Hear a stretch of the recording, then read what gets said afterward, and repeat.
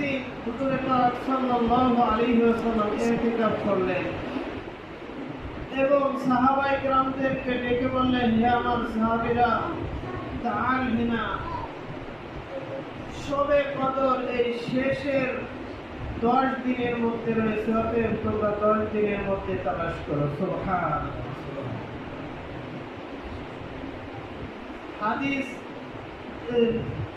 যখন আমরা হাদিস ঘাটাঘাটি করি তখন হাদিসে পাওয়া যায় যে শবে কদরের কিছু নিদর্শন রয়েছে, বিভিন্ন নিদর্শন।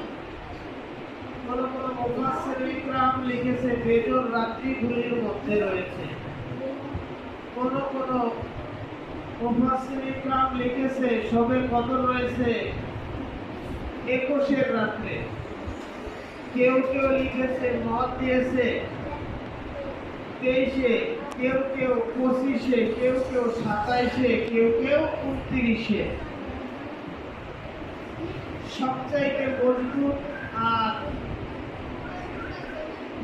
অধিকাংশ মানুষের কাছে গ্রহণযোগ্য যেটা, তা হলো 27 রাত্রে।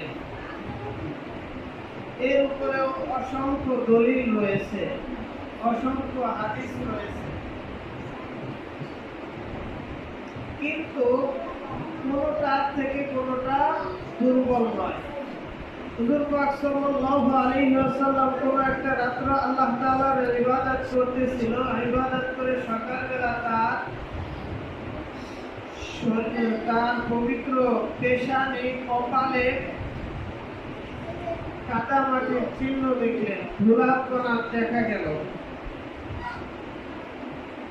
অন্য একটা বর্ণনায় হুজুর সাল্লাল্লাহু আলাইহি ওয়াসাল্লাম সাহাবায়ে কেরামদেরকে জানানোর উদ্দেশ্যে বের হলেন, কিন্তু আসার পরে দেখলেন সাহাবায়ে কেরামদের মধ্যে একটা কথা নিয়ে মতামত রয়েছে, একটু বাক্যটা উচ্চ আওয়াজ চলে আসছে।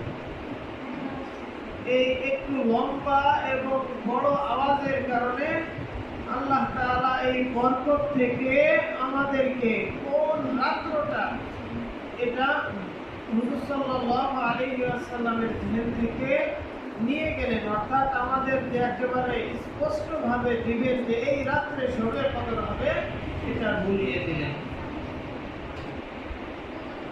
এতে একটা শিক্ষা পাওয়া যায়, তা হলো সমস্ত মুসলিম উম্মাহ এর মধ্যে যত মতানৈক্য থাকুক না কেন, তাওহীদের দিকে সমস্ত মুসলমান, এক মুসলমান অন্য মুসলমানের প্রতি